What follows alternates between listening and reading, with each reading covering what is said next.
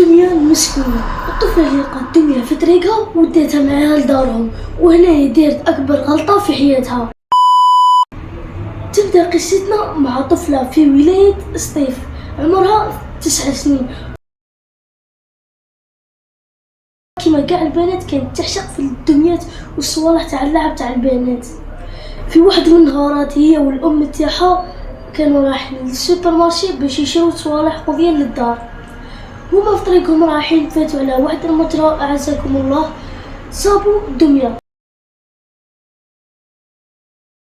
وديك الدمية كان شعرها منتف خاوتي، يعني شعر تاعها شغل قابضوا واحد وجبدوا هكا.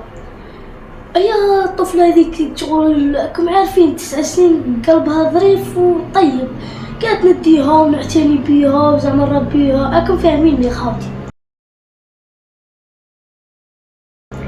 هي داتها للدار، هي راحوا للسوبر مارشي كي جاو راجعين داو هذا معاهم للدار.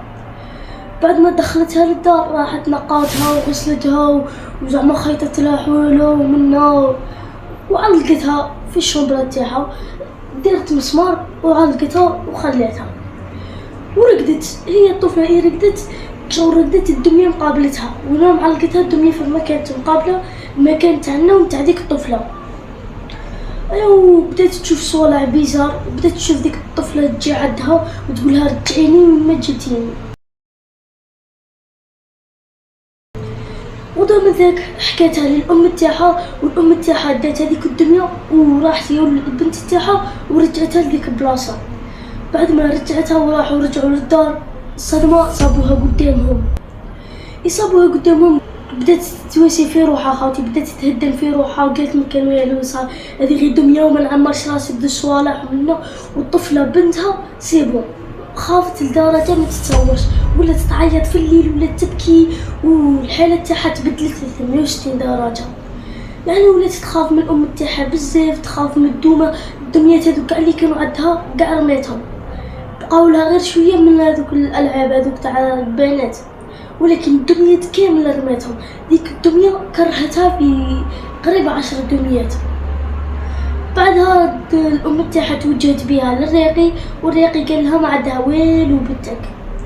بعدها عاودوا سيبون راحوا قاسوا الدمية وداوها للمزبلة. حاشاكم اداوها للمزبلة ما زادتش بنت كامل ديك الدمية. وديك الطفلة سيبو حياتها ولات سوداء، ما ولات تعرف لا الأم تاعها لا الأب تاعها، ما ولات كامل تهضر معاهم. مع العلم هي صغيرة وكي تكون صغيرة كانت بزاف دير حركات تلعب تبغي تخرج، ما ولات تبغي دير كامل، يعني ما ولات تخرج، ما ولات تهضر مع الأم تاعها، ما ولات تدير والو. في واحد من النهارات كانت متوجهة هي والأم تاعها للسوبر مارشي، بعد ما راحوا عند بزاف رقات ولقاو لها تحسنت شويه. كانت متوجهة هي والأم تاعها للسوبر مارشي، لقاو نفس الدميه ولكن مكتوب عليها كلمات ماهمش مفهومين. اداو ذوك الكلمات للراقي وداو معاهم ديك الدميه، قالوا هذه الدميه هي اللي خسرت لكم حياه بنتكم. وفما كيما ديك الدميه شداروا لها قبضوها وحرقوها. بعد ما الراقي رقى على ديك الدميه وقلع هذوك الصوالح اللي كانوا فيها، يعني هذوك الصوالح اللي مش شلاح، قلعهم وقال لهم ادوها في ذيك البلاصه وحرقوها في ذيك البلاصه. في الليل في منتصف الليل خرج هو والبنت تاعو، خرج الاب مع البنت تاعو، راحوا ديريكت حرقوها ورجعوا للدار. غير رجعوا للدار تقابلهم قدامهم، ومن فما سيبوا حياة بنتهم هبلت. من ذاك النهار بنتهم بدات تخمم في صوالح بيزار، صوالح كبار على عمرها واللي هو 9 سنين. سيبو ما ولات اكسبتي كلش حاجه، ما ولات اكسبتيها، ما ولات تتعشى. سيبو ولات ايزولي، ولات مبعدة على المجتمع كامل، وما فما كاينه وهي تخمم في خطه الانتحار.